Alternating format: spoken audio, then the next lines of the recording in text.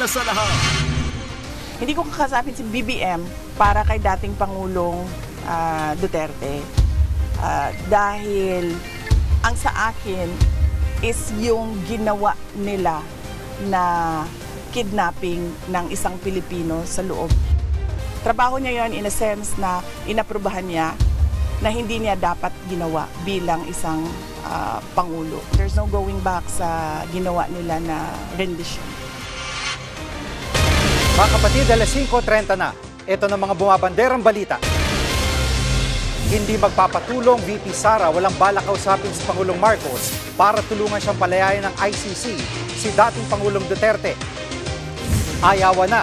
Ang mga diskaya naman, hindi na makikipagtulungan sa ICI kung hindi naman daw pala sila magiging state witness. Manananggal Health Center, Dandang Health Center na nakatiwangwang at di mapapakinabangan, paimbestiga ng DOH sa ICI.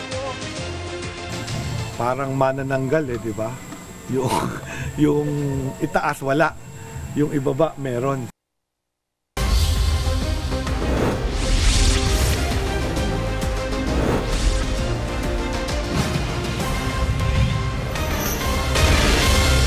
Nanindigan si Pangulong Bongbong Marcos na hindi siya madadawit sa korupsyon sa flood control at nananatili raw na matatag ang kanyang administrasyon. Live mula sa Malacanang, nangunguna sa balita si News 5 Palace Correspondent Maricel Alili.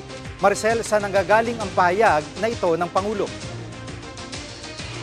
Alam mo, Jiggy, meron kasing mga lumalabas na pahayag kaugnay nitong korupsyon na baka umuwi na sa bakura ng Pangulo Bongbong Marcos yung investigasyon tungkol dito sa sinasabing katiwalian sa pamahalaan. Pero si Pangulong Bongbong Marcos tiwala siya sa estado ng kanyang yaman. Ang sabi ni Pangulong Bongbong Marcos, wala siyang itinatago, tiwala siya na hindi siya madadawit dito sa korupsyon at kung meron man na nais na magdawit sa kanya sa usaping ito, malinaw naman daw na politika ang pinanggagalingan nito. Mas maigi daw na ang usapin ng korupsyon idaan kung ano yung makikitang ebidensya. Yan nga raw ang mandato ng Independent Commission for Infrastructure para mahimay-himay ng husto yung tungkol dito sa sinasabing anomalya. Narito ang pahayag ni Pangulong Bongbong Marcos.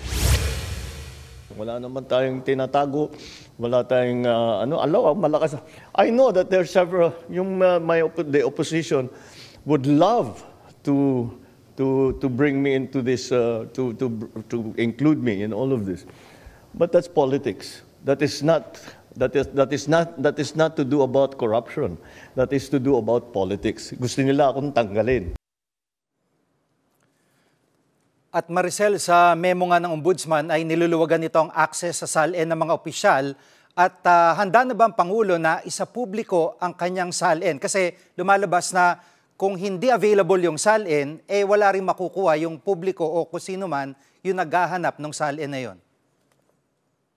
Pabor si Pangulong Bongbong Marcos, Jiggy, dito sa utos ng Ombudsman na bigyan ng access sa SALN ng mga politiko ang publiko. Ang sabi nga ni Pangulong Bongbong Marcos, kapag hiningi ng Ombudsman yung SALN niya, bibigay niya. Kapag hiningi ng ICI yung SALN niya, bibigay niya.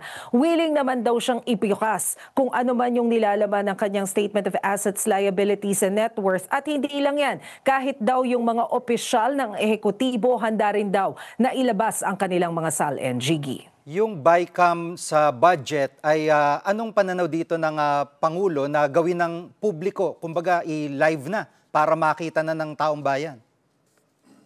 Yan nga mismo ang sinabi, Jiggy, ni Pangulong Bongbong Marcos kanina dahil ang tanong sa kanya doon sa short press briefing ay kung meron ba siyang nakikita ito na dapat na i-veto dito sa 2026 national budget na ipinasa sa Kongreso, yung panukala.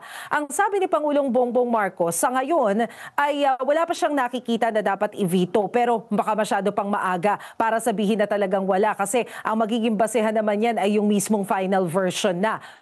Pero ang malinaw daw ay ila-livestream na yung magiging pagdinig dito sa budget sa level ng BICAM.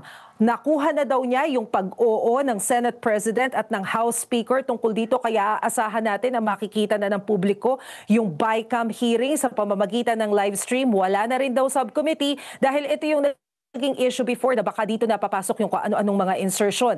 Pakinggan natin yung sinabi ng Pangulo. I have the agreement of the Senate President and the Speaker na ganun ang gagawin natin. We will live stream the entire process so that if there are questionable, shall we say, insertions or additions or all that, it will also be clear who moved, who made those changes or who proposed those changes so that people will know. Yung bali-balita, Maricel, na kudeta laban sa administrasyon ng Pangulo, ay may komento ba ang Pangulo tungkol dito? Tinanong natin yan, Jiggy, kay Pangulong Marcos kanina at ang sabi niya, it is dangerous for someone in his position na maging complacent at sabihin sa mga tao na okay lang yan, everything is okay. Ang sabi niya, naniniwala siya na solid ground yung mga sektor na suportado, yung mga programa ng pamahalaan, pero bukas pa rin siya sa pakikipag-usap, partikular nung natanong natin yung tungkol doon sa katiyakang mananatiling loyal o tapat yung uniformed personnel sa Marcos administration. Ang sabi niya, patuloy yung pakikipag-usap niya sa iba't ibang grupo, iba't ibang sektor dahil nais din naman niyang marinig ang mga grievances at yung mga hinaing ng iba't ibang mga grupong ito nang sa gayon ay alam din niya kung ano ang inaasahan at nais nilang gawin ng national government bilang pagtugon sa mga concerns nila na ito. Jiggy? Yan pong ulat ni Maricel Lili live mula sa Malacanang. Hindi na lang may malawakan ding korupsyon sa pagpapatayo ng mga health center sa bansa. Marami sa mga ito nakatiwangwang at hindi mapakinabangan. Live mula sa Marikina City, nangungun sa balita si JC Cosico. JC, gaano karami itong mga non-operational na health centers?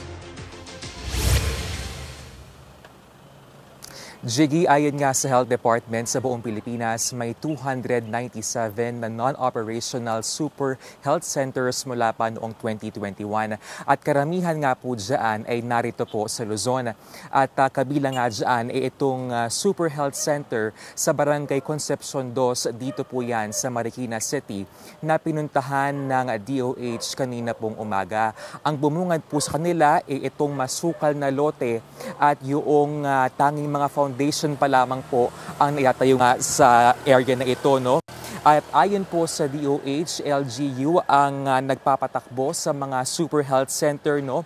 Pero they can help doon sa funding and enhancement nitong mga super health centers na ito.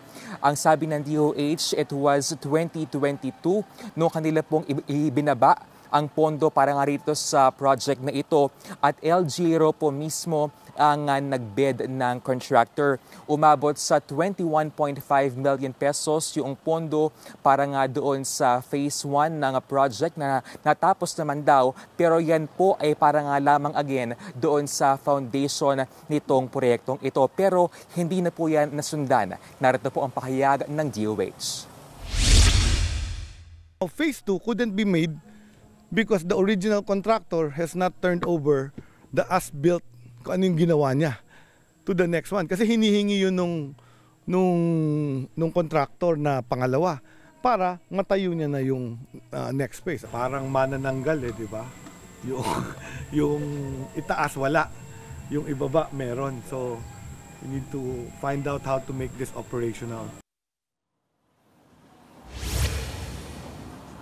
Jiggy, kung tutuusin nga daw, dapat daw in 1 to 2 years ay completed na itong mga pagpapatayo nga sa mga super health center na ito, no?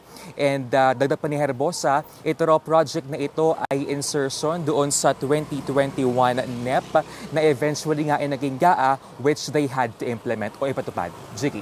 At JC, anong paliwanag dito ng lokal na pamahalaan sa Marikina sa di nga natapos na health center?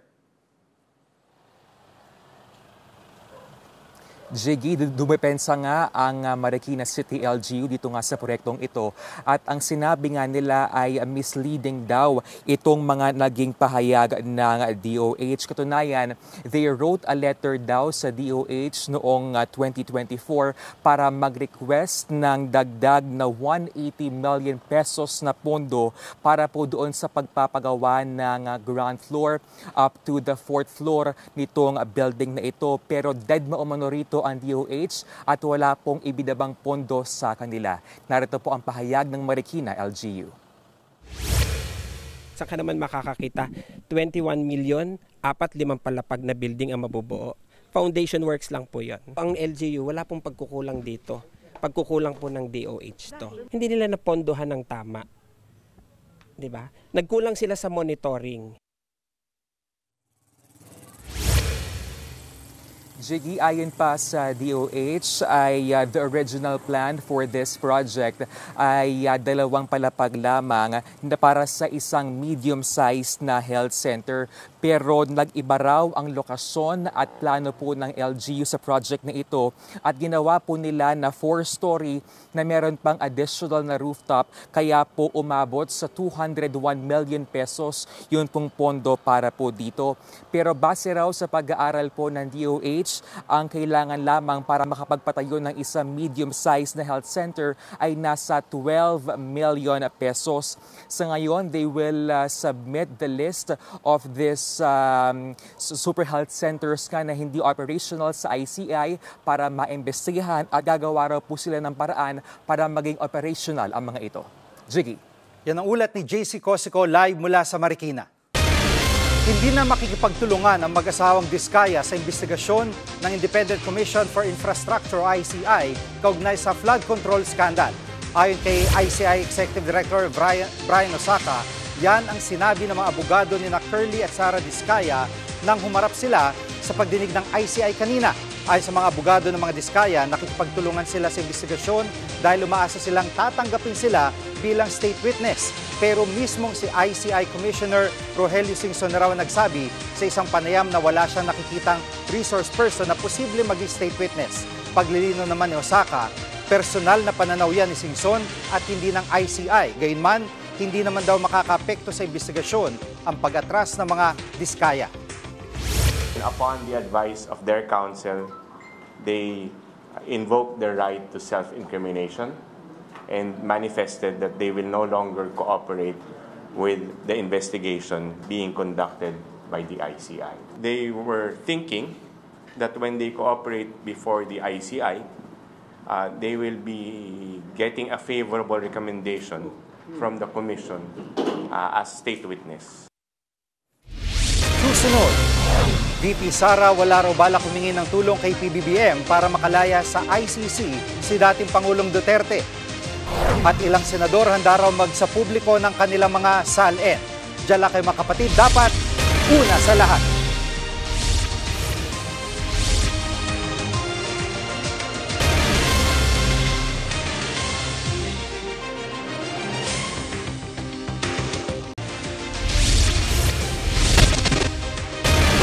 Si Vice President Sara Duterte na hindi niya hiningi ng tulong ni Pangulong Bongbong Marcos para mapauwi ang kanyang ama. Mula sa Zamboanga City, nangunguna sa balita si Camille Samonte. Camille, una sa lahat, ano na ang naging hakbang ng kampo ni dating Pangulong Duterte sa pagbasura ng ICC sa hiling nilang interim release? Jiggy, naghain na raw ng apela ang kampo ni dating Pangulong Rodrigo Duterte matapos ibasura ang kanilang hiling na interim release o pansamantalang paglaya. Ayon kay Vice President Sara Duterte, habang wala pang desisyon ng ICC sa kanilang apela, mukhang magpapasko at magbabagong taon sa ICC Detention Facility si dating Pangulong Duterte. Sa kabila niyan, wala raw balak si VP Sara na kausapin si Pangulong Bongbong Marcos para humingi ng tulong sa pagbabalik sa kanyang ama dito sa Pilipinas. Hindi ko kakasapin si BBM para kay dating Pangulong Duterte dahil ang sa akin is yung ginawa nila na kidnapping ng isang Pilipino sa loob at trabaho niya yon in a sense na inaprubahan niya na hindi niya dapat ginawa bilang isang Pangulo. For me to go to him and request on behalf of former President Duterte, no. Ma'am, yung because there's no going back sa ginawa nila na rendition. Ipinagkibit-balikat naman ni VP Sara ang pagkaka-disqualify ni ICC Prosecutor Karen Cam sa paghawak ng kaso ni dating Pangulong Duterte dahil sa posibleng conflict of interest. Matatandaang hiniling na rin ng defense team ni Digong na tanggalin si Cam noong Agosto. Pero para kay VP Sara, hindi naman importante kung sino ang prosecutor. Ang mahalaga raw ay ang kahandaan ng kampo ni Duterte sa lahat ng posibleng ilabas na testigo at ebidensya ng prosecution. Hindi naman pinalampas ni VP Sara ang sinabi ng palasyo na nililinis ng Marcos administration ang mga kalat na iniwan ng mga Duterte. Giit ni VP Sara, pinipili lang naman ng administrasyong Marcos ang gusto nilang imbestigahan sa katiwalian. Hindi lang dapat sa administrasyon ni Pangulong Duterte. Kung meron pa sa administrasyon ni Pangulong Aquino, ni Pangulong Arroyo, lahat. Kasama na rin yung iskandalo sa korupsyon sa administrasyon ni Pangulong Marcos. So wag silang selective. Wag silang Duterte ng Duterte lang. Giit din ni VP Sara, hindi magaling na tagapagsalita ng Office of the President si Yuse Claire Castro. Yan ang reaksyon niya nang tanungin kung kwalipikado ba na maging susunod na kalihim ng Department of Justice si Castro. She brings embarrassment to the country kasi ang tagapagsalita ng isang Pangulo, pinakikinggan niya ng global community, ng international community. At pag nakikita ng mga kapitbahay natin o yung mga malalayong lugar na ganito magsalita ang tagapagsalita ng Office of the President, nagdadala yun ng kahihiyan sa bayan. Balik sa iyo, Jiggy. Yan ang ulat ni Camille Samonte mula sa Zamboanga City. Pabor ang ilang senador na niluwagan ng ombudsman na access ng publiko sa SALN ng mga opisyal ng gobyerno. Live mula sa TV5 Media Center, nangunguna sa balita si News 5 Senate Correspondent Mean Los Baños. Kapatid, isa sa publiko ba ng mga senador ang kanilang SALN? Oo, Jiggy, ayon sa ilang senador, isa sa mainam na panlaban talaga sa korupsyon ay pagsasapubliko ng Statement of Assets, Liabilities and Net Worth. At dahil nga sa desisyon ni Ombudsman Boyeng Remulla na mas padaliin yung access ng publiko sa pagkakaroon ng SALN, welcome development daw yan sa mga senador. Lalo na sa panahong ito, Jiggy, na mainit ang mata ng publiko sa korupsyon, lalo partikular sa flood control projects. Si Senator Robin Padilla nga sa kanyang post sa social media ngayong hapon lang, sabi niya unahin na raw yung kanyang SALN na ilabas para makita ng publiko. Si Senator Risa Hontiveros, game din daw na ilabas yung kanyang SALN at dapat daw ipatupad itong panuntunan na ito sa lahat ng opisyal at empleyado ng gobyerno mula sa itaas. Jiggy, narito ang bahagi ng pahayag ng ilang mga senador. Para sa akin, it's a welcome development because it's easier for those who want to know about their public servants, kung ano yung kanilang kinikita, ano yung kanilang mga negosyo. And in light of what's happening right now na maraming mga nasasangkot sa flood control projects, may mga related sa contractors. Sana nga isa ito sa mga unang hakbang patungo sa hinahanap ng taong bayan na mas malinis na gobyerno sa ating bansa. Jiggy, si Senator Kiko Pangilinan ay game din daw na ilabas yung kanyang SALN. Pero ang hamon niya, dapat daw ang unang maglabas ng nasabing dokumento ay si dating Ombudsman Samuel Martires. Kung matatanda ninyo, panahon ni dating Ombudsman Martires Duterte administration nang higpitan yung requirement sa paglalabas ng SALN. Narito ang bahagi ng pahayag ni Senator Kiko Pangilinan. Doon sila mag-umpisa kasi siyempre tinago, di ba? Bakit kaya? Diba? Baka sakaling malaman natin ano yung dahilan bakit hinigpit. Diba? So, but anyway, of course, that's up to the current ombudsman to decide.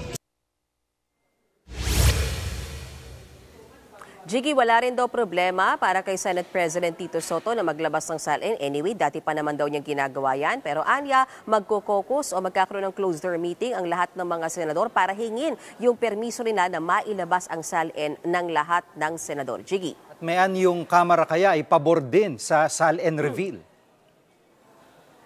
So far, ang nagsalita dyan si Speaker Bogie D. At para sa kanya, handa siyang pangunahan yung pagkasa publiko ng SALN kung kinakailangan. Sa ngayon, pinag-uusapan na rin daw yan ng ilang miyembro ng Kamara. At sa lalong madaling panahon, sana nga raw makapaglabas sila ng polisiya para sa paglalabas at pagkasa publiko ng kani-kanilang mga SALN. Narito ang bahagi ng pahayag ni Speaker Bogie D. Willing naman sila. Siguro to put it formally na maayos kung talagang paano ang magiging proseso. Sa tingin ko magandang mapag-usapan yan. Ito, during our break, pag-uusapan namin mabuti para sa ganon, maglabas ng gamay kung paano yung aming suporta sa paglabas ng aming mga SALN. Jiggy, yan muna ang latest sa issue ng SALN mula sa Kamara at Senado. Balik sa'yo.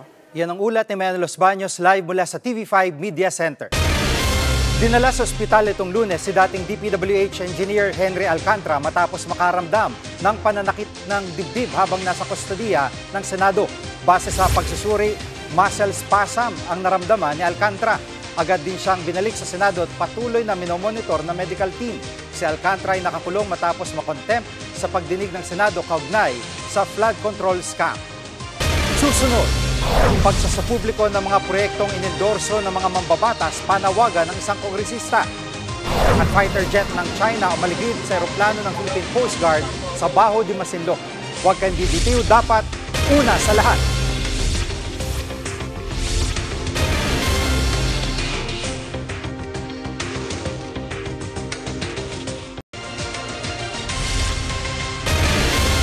Dapat isapubliko ng Kamara ang lahat ng mga proyektong inendorso ng mga kongresista kabilang ang mga party list. Yan ang giniit ni Congressman Toby Tiangco para maiwasang maulit ang anyay Zaldico scheme. Live mula sa Batasang Pambansa, nangunguna sa balita si News 5 House Correspondent Marian Enriquez. Marian, ano ang detalye ng mungkay ni Congressman Tiangco?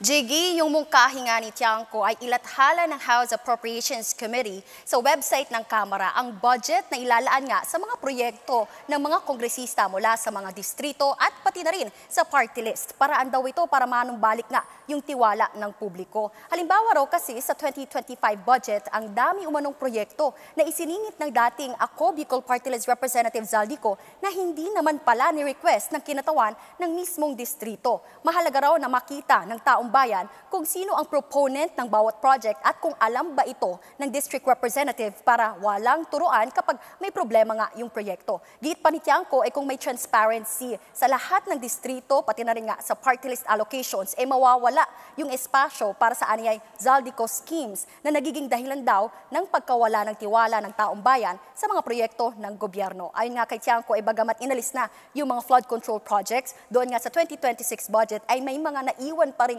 infra projects sa mga distrito gaya po ng mga multi-purpose hall. Yan muna, latest dito, Jiggy.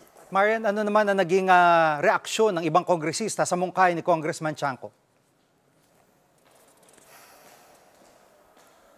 Jiggy, pabor nga yung ilang mga party list lawmakers isinusulong nga ni Tiangco. Kabilang na nga riyan si Public Accounts Committee Chairman at Bicol Saro Party List Representative Terry Ridon. Ayon nga kay Ridon, dapat kasama rin yung mga senador. Narito ang kanyang pahayag. I think we unite on the purpose that we have to be transparent as to the entire list of proposals by legislators. It is not just party list congressmen that make proposals in several districts, but more importantly, even senators make these proposals in several districts. Yan muna ang latest dito sa Kamara. Balik sa'yo, Jiggy. Yan ang ulat ni Marian Enriquez live mula sa Batasang Pambansa. Isang fighter jet ng China ang muling umaligid sa eroplano ng Philippine Coast Guard habang nagsasagawa ito ng maritime patrol sa Baho de Masinloc. Live mula sa TV5 Media Center, nangunguna sa balita si Ian Suyo. Ian, ano nangyari sa ere at anong natuklasan ng PCG sa lugar? Jiggy, isang fighter jet nga ng People's Liberation Army of China yung bumuntot sa amin kanina sa isinagawang Maritime Domain Awareness Flight ng mga tauhan ng PCG patungo sa Baho de Masinloc. Bukod pa dyan, sunod-sunod din yung naging radio challenges na natanggap ng mga tauhan ng PCG bago kami makarating sa mismong Scarborough Shoal. Pasado alas 7 nga ng umaga nang tumulak yung mga miyembro ng PCG kasama yung mga miyembro ng media patungo sa Bajo de Masinloc at pasado alas 8 nang makarating na kami sa lugar. 44 nautical miles pa lamang yung layo namin mula sa Zambales, natanggap na kagad namin yung unang radio challenge mula sa Chinese Navy. Namataan din ang mga PLA warship at Chinese militia vessel na sumubaybay sa ilalim ng eroplano. Nagsagawa pa nga ng dangerous maneuver malapit sa mismong eroplano ng PCG yung isang fighter jet. Sa kabila nitong tactics na ginagawa nga ng China, matagumpay pa rin kaming nakarating sa Scarborough Shoal. At doon ay nadatnan namin yung dalawa nga na misteryoso o unknown man-made structures doon sa bahagi ng southeast part ng shoal. Bukod pa dyan, may panibagong boya rin na nakita sa timog naman o na bahagi ng nasabing lugar. At iyan, ano yung mga nakita nyo dun sa kinatatayuan ng man-made structures na iyon? Jiggy, doon nga nadatnan namin, dalawang tumpok yun na parang pabilog yung itsura niya. Pero hanggang ngayon, hindi namin matukoy kung ano yung mga materyales na pinanggalingan noong dalawang struktura na yon. Pero ito ang pahayag na binigay kanina ni PCG spokesperson, Commodore J. Tariela. Upon checking from the historical imagery of the satellites before, it confirmed na itong debris na to has been there as early as 2023. Well, it's very hard to tell kung sino ang naglagay nito mga debris na to.